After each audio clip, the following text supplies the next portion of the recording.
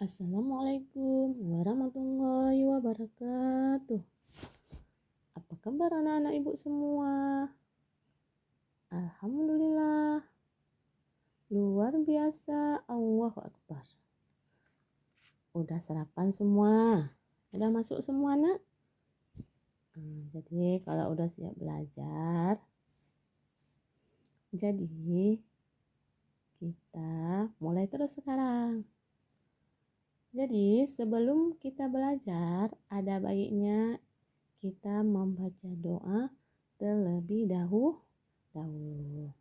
Sekarang mari kita berdoa, belajar bersama-sama. Bismillahirrahmanirrahim. Rabbi zidni ilman warzuqni fahman. Amin. Ya Allah, tambahkanlah ilmuku dan berilah aku pemahaman yang mudah.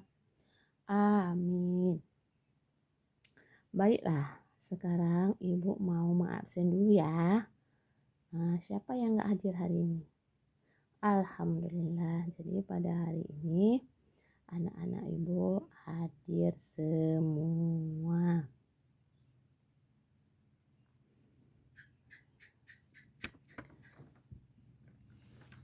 Jadi pada hari ini kita akan belajar kembali yaitu tentang menyambut usia balik. Jadi hari ini belajar tentang menyambut usia balik. Pernah dengar nggak anak-anak ibu apa arti balik? Oh belum. Jadi kalau pernah mendengar, kalau anak-anak ibu tuh belum tahu tentang arti balik, jadi coba perhatikan leader yang ibu tayangkan di papan ini. Jadi di sini ibu menjelaskan ya. Jadi anak-anak tolong memperhatikannya. Di sini ada tanda-tanda usia balik. Jadi balik, arti balik di sini ada dua macam. Balik menurut bahasa artinya sampai. Menurut istilah, balik ialah kedewasaan bagi laki-laki, di antaranya ditandai dengan keluarnya mani ataupun mimpi basah. Mimpi basah itu terjadi pada anak laki-laki. Tetapi kalau yang terjadi anak perempuan apa? Ayo, bisa jawab nggak anak-anak ibu? Bagi perempuan yang sudah balik itu apa ditandainya? Jadi di sini ibu menjelaskan bagi perempuan ditandai dengan keluar haid ataupun disebut dengan menstruasi.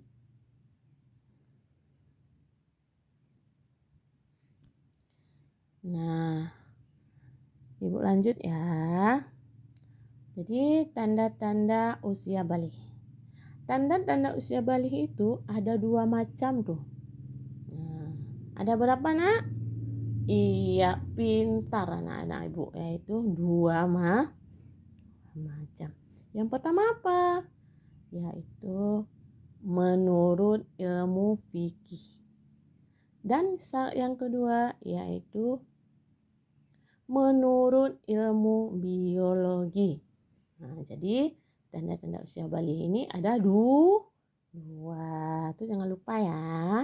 Yang pertama menurut ilmu fikih, yang kedua menurut ilmu biologi. Sekarang kita lanjut. Nah, ini bagi laki-laki ya. Jadi menurut ilmu fikih, kalau tanda-tanda bagi laki-laki itu ada beberapa macam di sini. Yang pertama yaitu keluar keluar mani. Ini bagi laki-laki. Jadi keluar mani ini yang telah berusia 15 tahun. Yang kedua, wajah ditumbuhi jenggot dan kumis. Itu bagi laki-laki. Yang kedua yaitu tumbuh rambut di bagian ketiak. Jadi sudah tumbuh rambut di bagian ketiak. Yang ketiga yaitu badan tampak lebih kekal dan berotot. Itu tanda-tanda bagi laki-laki menurut ilmu fikih. Sekarang kita lihat yang kedua yaitu tanda-tanda bagi perempuan menurut ilmu fikih. Yang pertama di sini haid ya, bagi perempuan yang ada yang 15 tahun, tapi ada sebagian lagi ada perempuan nggak sampai 15 tahun sudah haid. Jadi itu menurut pertumbuhan badannya. Yang selanjutnya yaitu membesarnya pinggul dan payudara. Yang kedua yaitu tumbuh rambut di ketiak. Yang ketiga yaitu nafsu makan lebih meningkat.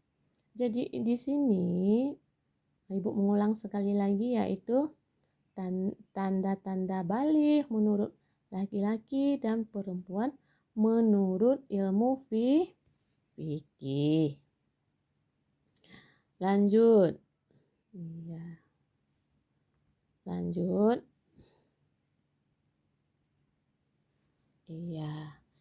Ini larangan. Larangan bagi orang yang berhadas besar. Di sini ada beberapa, ada 6 ya. Larangan itu baik untuk laki-laki maupun untuk perempuan. Itu sama. Yang atas namanya orang berhadas besar. 1. Sholat. Jadi sholat itu tidak boleh kalau kita sedang dalam keadaan haid, mimpi basah, pokoknya dalam keadaan hadas besar. Jadi sholat itu tidak boleh. Yang kedua yaitu membaca Al-Quran. Membaca Al-Quran juga tidak boleh. Karena kita dalam keadaan hadas besar. Yang ketiga yaitu menyentuh Al-Quran. Membawa Al-Quran, membaca Al-Quran. Itu ketiga-tiganya itu tidak boleh. Yang kelima yaitu tawaf. Jangan melaksanakan tawaf ketika kita dalam keadaan berhadas besar. Yang keenam yaitu berdiam diri di masjid. Kita dalam keadaan hadas besar pun tidak boleh berdiam diri di dalam masjid. Baik, sekarang kita lanjut. Sekarang apa sih kewajiban setelah balik? Tadi kan larangan-larangannya bagi orang yang berhadas besar. Sekarang kita sudah jadi balik ini. Apa yang harus kita lakukan? Apa kewajiban kita melakukan setelah usia balik? Yang pertama di sini yaitu sholat farzu.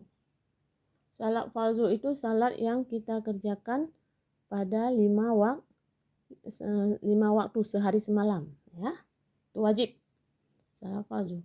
Jadi sholat di sini diperintahkan kepada anak sejak usia 7 tahun loh. Sekarang kalian udah kelas 4, 7 tahun. 7 tahun itu di kelas 2. Itu sudah diperintahkan oleh Allah. Sini Rasulullah bersabda, perintahkan anak-anak kalian untuk mengerjakan salat usia 10 tahun. Serta pisahkanlah tempat tidur mereka. Itu hadis riwayat Abu Daud. Jadi 7 tahun itu sudah mulai belajar mengerjakan sholat. Kelas 2. 10 tahun itu di kelas 2. Sekarang kalian di kelas 4. Nah, apalagi di kelas 4, kelas 2 aja sudah disuruh. Suruh belajar.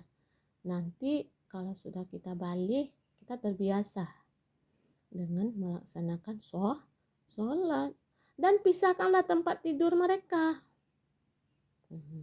Jangan sampai kalau usia udah gede, udah besar, udah kelas 6 masih tidur sama orang tua. Jadi tolong ini diingat-ingat, dikerjakan, dipatuhi. Karena ini demi kebaikan kita semua. Yang kedua yaitu menutup aurat. Menutup aurat nih. Jadi aurat adalah bagian tubuh manusia yang harus ditutupi, baik laki-laki maupun perempuan. Jadi aurat itu adalah pada anak laki-laki ada juga aurat, harus ditutupi. Pada yang perempuan lebih lagi. Jadi bagi anak laki-laki auratnya yaitu anggota badan antara pusat dengan sampai lutut, itu adalah aurat bagi anak laki-laki, yaitu batasnya pusat sampai lutut. Itu aja aurat bagi anak laki-laki. Tapi Bu, kalau untuk perempuan Bu, sedangkan perempuan adalah seluruh badan, yaitu perempuan yaitu seluruh apa? Seluruh badan. Selain apa? Kecuali yaitu wajah dan kedua tapak tangan. Itu yang bukan aurat bagi perempuan. Masih ingat? Bisa paham? Aurat bagi laki-laki dari pusat, aurat laki-laki yaitu pusat sampai lutut. Tapi kalau perempuan yaitu seluruh tubuhnya. Kecuali wajah dan kedua telapak tangannya. Itu bagi perempuan. Nah, sekarang kita lanjut. Yang selanjutnya kewajibannya yaitu mencari ilmu. Jadi menuntut ilmu itu adalah kewajiban. Baik itu perempuan, baik itu laki-laki. Itu semua menuntut ilmu itu adalah kewajiban. Jadi setiap muslim, laki-laki maupun perempuan itu merupakan kewajiban untuk mencari ilmu. Nggak ada beda. Ini laki-laki saja yang sekolah, ini perempuan saja sekolah, nggak ada. Semua sama, semua wajib, baik laki-laki maupun perempuan. Kewajiban mencari ilmu itu sejak seseorang lahir sampai akhir hayat. Baru kita lahir saja. Dari ayunan sampai ke liang lahat. Makanya kewajiban itu dalam menuntut ilmu. Nggak ada beda. Nggak ada beda bagi laki-laki dan perempuan. Jadi di sini Ibu mengulang sekali lagi kewajiban setelah balik yaitu sholat yang wajib dulu yaitu sholat 5 waktu. Yang kedua yaitu menutup aurat bagi laki-laki maupun perempuan. Yang ketiga yaitu mencari ilmu. Begitu juga bagi laki-laki maupun perempuan karena mencari ilmu adalah kewajiban manusia, kewajiban seorang muslim baik laki-laki maupun perempuan. Sekarang kita lanjut lagi. Jadi kesimpulannya, kita harus mengetahui apa yang harus kita lakukan, dan kita harus menjauhi semua larangan Allah yang dilarangnya. Jadi kerjakanlah perintah-perintahnya dan menjauhi semua larangan Allah. Bagaimana anak-anak Ibu? Ini udah terima kasih Ibu. Jadi tampilan Ibu udah habis. Jadi hanya sampai di sini presentasi Ibu. Jadi ada yang ingin bertanya? Jadi kalau sudah paham, alhamdulillah. Kalau sudah paham, jadi hanya inilah yang dapat Ibu sampaikan pada hari ini. Jadi Ibu memberikan PR ya, yaitu tentang hafalan niat mandi wajib. Jadi PR-nya hafalan niat mandi wajib. Itu dihafal, diulang-ulang kembali. Jadi minggu depan Ibu akan menyuruh kalian untuk hafal. Jadi jangan lupa PR-nya ya. Dan jangan lupa mengulang kembali apa-apa yang Ibu jelaskan tadi. Materi-materi tentang menyambut usia balik. Apa larangan larangan bagi orang yang muslim dalam berhadas besar, kewajiban setelah balik. Itu semua banyak Ibu jelaskan tadi. Jadi tolong diulang-ulang kembali, dipahami, belajar kembali di rumah, menghafal. Itu PR udah Ibu berikan. Jadi hanya inilah yang dapat Ibu sampaikan. Lebih dan kurang Ibu akhiri. Jadi semua ini semoga ada manfaatnya bagi Ibu, terutama bagi anak-anak Ibu semua. Jadi semoga pembelajaran kita hari ini dapat manfaat bagi kita semua. Jadi hanya inilah yang dapat Ibu sampaikan. Lebih dan kurang Ibu akhiri dengan Assalamualaikum warahmatullahi wabarakatuh.